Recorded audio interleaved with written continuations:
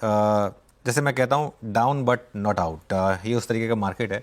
अगर हिंदी में ट्रांसलेट करना हो तो ख़राब, लेकिन उतना ख़राब भी नहीं है।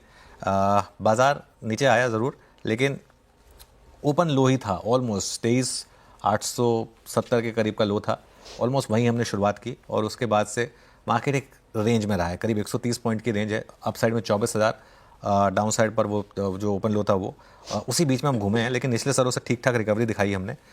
मिड कैप और स्मॉल कैप में शानदार रिकवरी है एक्चुअली। वो अगर आप सिर्फ इंडेक्स को वैसे देखेंगे तो लगेगा कि अभी भी डाउन है इंडेक्स, लेकिन लो 57,649 का था, तो वहाँ से करीब करीब 700-800 पॉइंट की रिकवरी। स्मॉल कैप में अगर आप देखेंगे तो शानदार रिकवरी, 18,856 का लो था, वहाँ से यहाँ पर भी अच्छी रिकवरी। तो कुल मिलाकर ब्रॉडर मार्केट में बहुत शानदार रिकवरी है।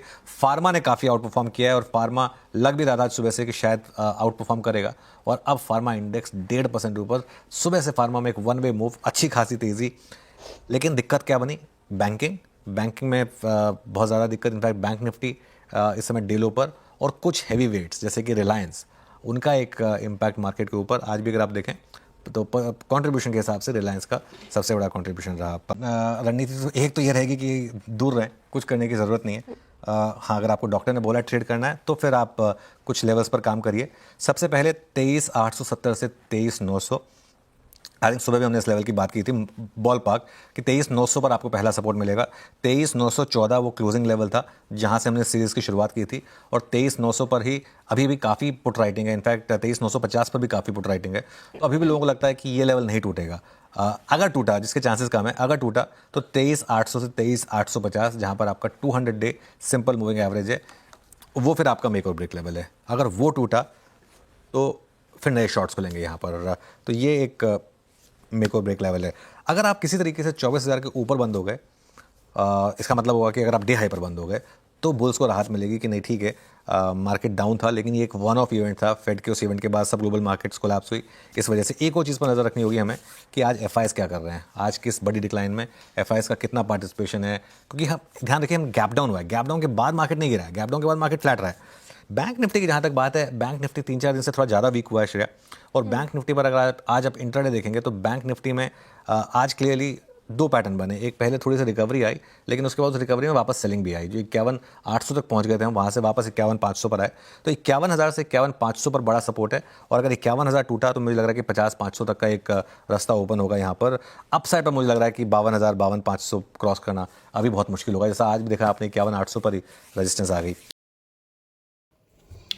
लगातार गिरावट के बीच आज भी भारतीय बाजारों में बहुत ज़बरदस्त गिरावट का मूड माहौल ही देखने को मिला। जिस प्रकार से शुक्रवार के दिन एक ज़बरदस्त तेज़ी देखने को मिली थी, 24,800 तक बाजार गया था, लेकिन केवल 4 दिनों में ही बाजार 23,800 के दर्शन करता हुआ भी नजर आया है। तो आप अनुमान लगा सकते हैं कि सोमवार के बाद से किस प्रकार की गिरावट भारतीय बाजारों में देखने को मिली है। हाई वॉलेटिलिटी के साथ भारतीय बाजारों में कामकाज होता हुआ दिखाई दे रहा है। निफ्टी जहां पर करीब 260 पॉइंट की गिरावट के साथ क्लोजिंग आपको देखने को मिल रही है, 23,900 के ऊपर की क्लोजिंग देखने को मिल रही है। बैंक निफ्टी की बात करें तो यहाँ भी करीब 51,500 तक के लेवल्स ही आपको देखने को मिलेंगे। फिर निफ्टी की बात करें तो 301 पॉइंट की गिरावट यहाँ पे भी देखने को मिली है। निफ्टी आईटी जहाँ पे 500 से 600 पॉइंट की गिरावट, करीब 1.5% तक की गिरावट इंडेक्स में देखने को मिली है। निफ्टी मिड कैप जहां पर आधे % तक की गिरावट देखने को मिली है। तो कुल मिला के डेटा आप देखोगे तो काफ़ी नेगेटिविटी डेटा में आपको देखने को मिलेगी। 1297 शेयर पॉजिटिव में देखने को मिलेंगे, जबकि 650 शेयर नेगेटिविटी के साथ क्लोजिंग करते हुए दिखाई दे रहे हैं। तो आप अनुमान लगा सकते हैं कि 1297 शेयर डिक्लाइन में, 650 शेयर एडवांसेज में आपको देखने को मिलेंगे। तो आप अनुमान लगा सकते हैं कि किस प्रकार की गिरावट आज भारतीय बाजारों की तरफ से देखने को मिली है। बात करें अमेरिकी बाज़ारों की, तो अमेरिकी बाज़ारों के हाल और भी ज़्यादा बिगड़ते हुए दिखाई दे रहे हैं। 1974 के बाद से ऐसा समय नहीं आया कि इतनी ज़बरदस्त तरीके से डाउ में गिरावट देखने को मिली। लगातार 10 दिनों से वहाँ पे गिरावट ही देखने को मिल रही है।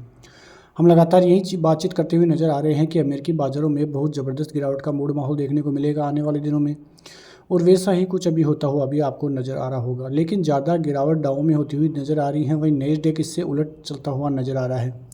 नेस्डेक में भी बहुत बड़ी गिरावट देखने को मिली है कल के सेशन में, और एक तरह से देखें तो जनवरी 2001 के बाद से ऐसा मौका नहीं आया है कि इतनी बड़ी गिरावट देखने को मिले फेड की पॉलिसी के जो है दिन। तो फेड की पॉलिसी के पहले इतनी बड़ी गिरावट आना अमेरिकी बाज़ारों के लिए काफ़ी नेगेटिविटी पैदा करती है, क्योंकि जिस प्रकार से जो फेड के चेयरमैन हैं जेरोम पोवेल, उन्होंने साफ साफ संकेत दिए थे कि इतनी ब्याज दरें कम की जाएगी, लेकिन जिस प्रकार से उन्होंने स्पीच दी थी उतनी ब्याज दरें कम होती हुई दिखाई नहीं दी और इसका सीधा सीधा असर अमेरिकी बाज़ारों में आपको देखने को मिलेगा। तो अमेरिकी बाज़ारों में इतने दिनों से काफ़ी ज़बरदस्त रैली का मूड माहौल भी देखने को मिल रहा था, लेकिन अब जिस प्रकार की गिरावट अमेरिकी बाज़ारों की तरफ से देखने को मिल रही है, पूरा असर ग्लोबली पड़ता हुआ नज़र आ रहा है। बैंक ऑफ जापान की भी जो है ब्याज दरों का फैसला आ जाया, वहाँ से ज़्यादा कुछ इंटरेस्ट रेटों में कटौती या तेज़ी करी नहीं गई। वहाँ से इंडिकेशन तो ऐसे आ रहे थे कि बैंक ऑफ जापान फिर से भी ब्याज दरें बढ़ाता हुआ नज़र आ सकता है, लेकिन इस बार उन्होंने होल्ड पे ही रखा है ब्याज दरों को, जो कि काफ़ी अच्छा फैसला उनकी तरफ से देखने को मिला है। बात करें फेड की पॉलिसी की, तो फेड की पॉलिसी आज इंटरेस्ट रेट डिसीजन आना है, एक्सपेक्टेड क्या है वो देखने वाली बातें रहेगी, क्योंकि जिस प्रकार के इनिशियल चीज़ें देखने को मिल रही हैं वो चीज़ें काफ़ी ज़बरदस्त देखने को है। यहाँ पे आप देखोगे तो इनिशियल जॉबलेस क्लेम के आंकड़े जो है आते हुए दिखाई दिए हैं। आज शाम को 7 बजे इनिशियल जॉबलेस क्लेम के आंकड़े आते हुए दिखाई देंगे, तो वहाँ पर भी बड़ी रणनीति रहेगी कि किस प्रकार से अमेरिकी बाज़ारों में सब कुछ चीज़ें जो है आती हुई दिखाई देगी। तो कुल मिला के देखें तो अमेरिकी बाज़ारों की तरफ से बहुत बड़े निर्णय जो कि काफ़ी अहम होते हुए दिखाई दिए हैं और उसकी वजह से ही अमेरिकी बाज़ारों में इस प्रकार से सभी चीज़ें देखने को मिली है। तो कुल मिला के आप देखोगे तो सभी चीज़ें अमेरिकी बाज़ारों के लिए काफ़ी अहम साबित होने वाली है और फेड की ब्याज दरें जिस प्रकार से देखने को मिली है वो एक सबसे बड़ा कारण रहा है अमेरिकी बाज़ारों में गिरावट का। और ऐसी गिरावट ही यदि वहाँ पे आगे भी चलती रही तो फिर दिक्कतें अमेरिकी बाज़ारों के लिए बढ़ती हुई नज़र आएगी और इसका सीधा सीधा इंडिकेशंस भारतीय बाज़ारों पर भी पड़ता हुआ नज़र आएगा, जो आज आपने देख ही लिया है। तो कुल मिला के बात करें तो भारतीय बाज़ारों में अभी 23,940 के जो है क्लोजिंग के लेवल आपको देखने को मिल रहे होंगे, लेकिन यदि यहाँ पे बाज़ार फिर से 23,800 के लेवल तोड़ता है तो फिर दिक्कतें भारतीय बाज़ारों में बढ़ेगी और जो सितंबर अक्टूबर और नवंबर का लो था वो फिर से आता हुआ दिखाई दे सकता है, क्योंकि जिस प्रकार की कंडीशंस अभी बन रही है कोई ऐसी न्यूज़ नहीं है जिसकी वजह से भारतीय बाज़ारों में गिरावट देखने को मिली। बस ग्लोबली सेंटिमेंट ही नेगेटिव होते हुए यहाँ पे दिखाई दे रहे हैं, जिसका सीधा सीधा असर भारतीय बाज़ारों पर भी आपको देखने को मिलेगा।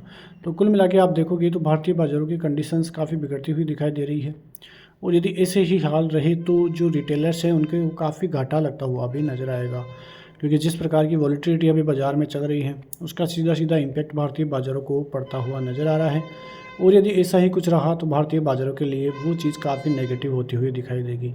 तो ऐसी खबरों के साथ मिलते हैं नेक्स्ट वीडियो में, तब तक के लिए नमस्कार, जय हिंद, जय भारत, वंदे मातरम।